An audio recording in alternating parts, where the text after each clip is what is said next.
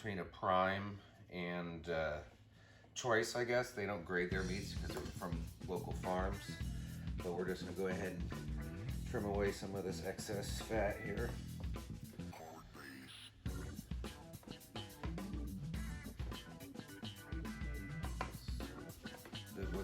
Good looking brisket.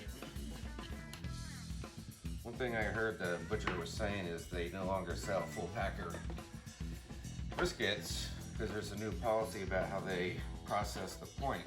I don't know if that's true or not. So all they're selling is flats, even though it says center cut on the brisket. Curious to know what you guys think. You're still able to get full packer briskets out there? Have you heard of a new law preventing the sale of them? I don't know. Alright guys, so I'll get back at you when this is all trimmed up and we're ready to season it. Alright guys, got this pretty much all trimmed up as much as I like it to be. It's got about 1/4 inch left on the cap. Lots of good marbling in there. You can see where I cut in a little low, trimming it, but there's lots of good marbling in there. I'm gonna cook this cap side down since we're doing it on the pit barrel. So let's go ahead and get this thing seasoned up. I'm gonna use a few different ones today. Starting out with John Henry's East Texas. This is a little bit of sweet. I like to have a little bit of sweet on the brisket, but we're gonna match it up with a lot of heat. So if you guys haven't had this before, highly recommend it. And let's get this on here.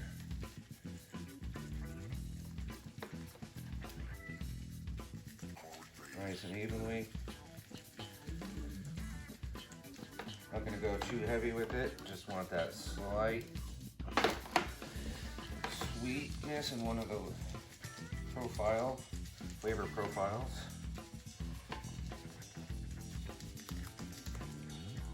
That's about good. Get the edges, of course. Hopefully you guys can get a good shot of this. All right, next, Suckle Busters Texas Brisket Rub, another excellent one. If you haven't had that, highly recommend it.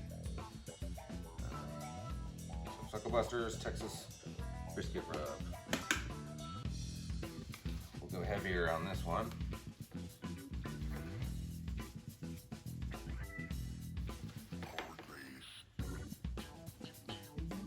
Nice and even as possible. Be careful not to get the edges there because I don't like to waste the rub.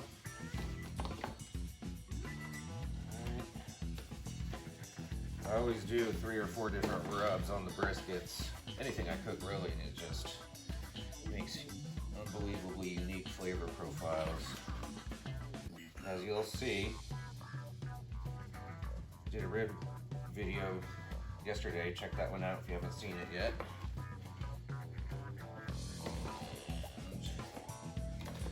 Let's see if we can go pretty heavy here.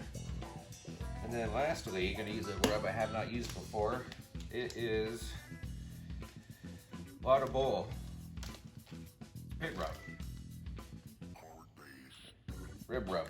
But I also gonna try it on the brisket.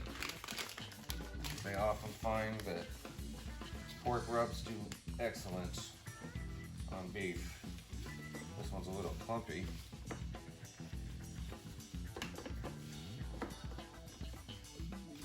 Alright, get this thing flipped over.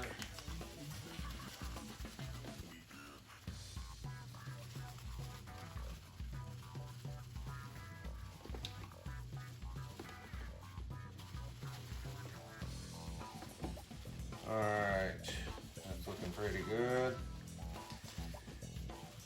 Alright guys, doing one more rub. This one is Cool Smoke Everything Rub. It's another awesome one. It's garlic and oregano. That's kind of its key thing. Used on brisket many a time. It's tough stones.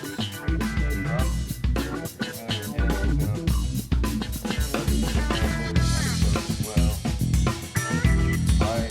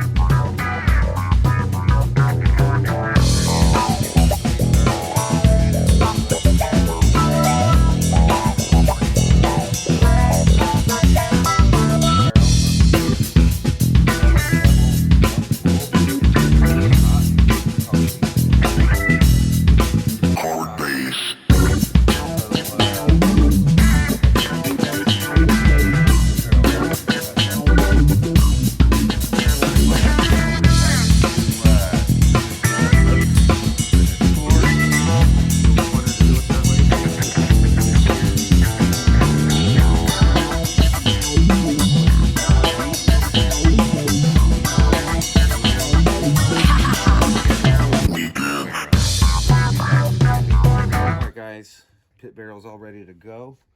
So we're gonna put this thing on there. Gonna put the thicker side down towards the coals. And we're gonna get this hooked up just like that. If you can get a good look in there, hopefully the sun is not creating too much of a glare.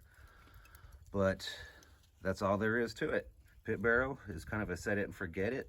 I've been gone for 5 or 6 hours and this thing is still cooking. Don't need to come back at it or do anything. Longest I've had this thing cooking for is about 15 or 16 hours on one basket of charcoal. That was briquettes, fully loaded, but easily got 15, 16 hours. Probably could have kept going. But I'm gonna put the lid on this thing before it gets too hot, and we'll come back and check on it in probably 2 hours from now. See you then. All right, guys, it's the 8-hour mark. I just probed it and getting about 160. So we're in the stall. I'm gonna go ahead and take it out now and wrap it in butcher paper. Take the hooks out of it and then just put a grate in and let it finish off wrapped in butcher paper, which will help preserve the bark as well as let it develop. But I don't know if we can get in there and get a look at that, but that's looking good. The lighting's not the best because it's dark out, obviously, but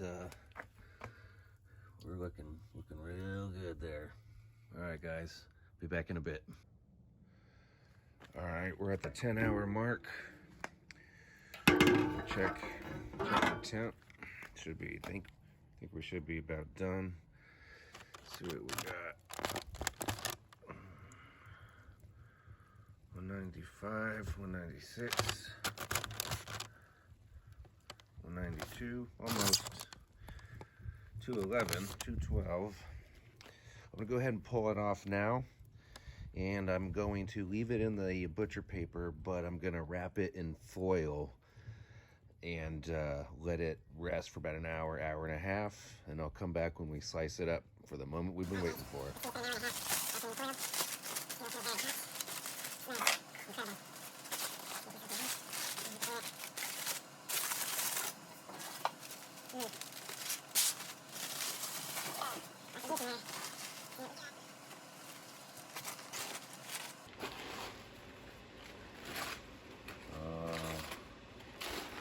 Look at that.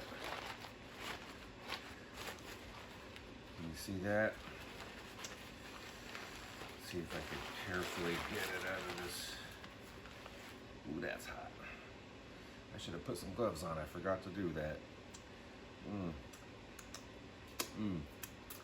Hang on a sec, guys. All right, guys, so what I did off camera is I cleaned up the butcher paper. I poured it into the fat separator cup here. So what I'll do later after I slice it up and package it up in the Tupperware is I'll pour this all over the slices. But anyways, moment of truth. Let's see what we got. Ooh, you see that? That is juicy.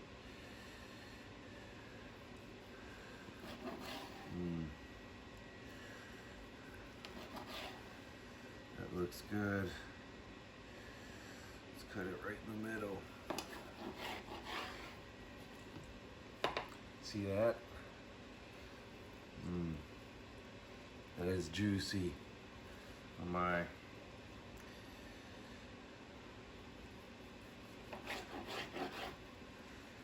There we go, guys. Bend test. Nice smoke ring. See that? Look at that. Nice little tug. Very hot. Pulls right apart like it should. Here we go.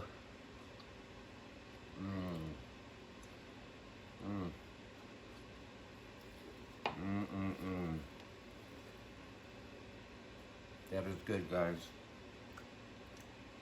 Excuse me. So what we did here in a nutshell, 4 different rubs on the brisket. Smoked it for 10 hours on the pit barrel smoker using Jealous Devil lump. Wrapped it, I believe, after 8 hours. Let it go for another 2 hours. on the pit barrel, and then wrapped it in tin foil. Kept keeping it in the butcher paper, wrapped it in tin foil, then let that rest for another hour and a half. Still piping hot. You can see the juice. Thanks for watching, guys. There'll be more videos to come. Please subscribe if you like this. Leave your comments. Let me know what you like. Let me know what you didn't like. And I'll see you next time. Thank you. Until next time, Gobba Goo BBQ. Hey guys, back one more time. One last comment. Just wanted to show you these slices. Look at that. So good. I know I put a couple rib rubs on here with some sweetness, but this is perfect. It's definitely got some heat. Not much sweet, but a heck of a lot of heat. Not spicy. Alright guys.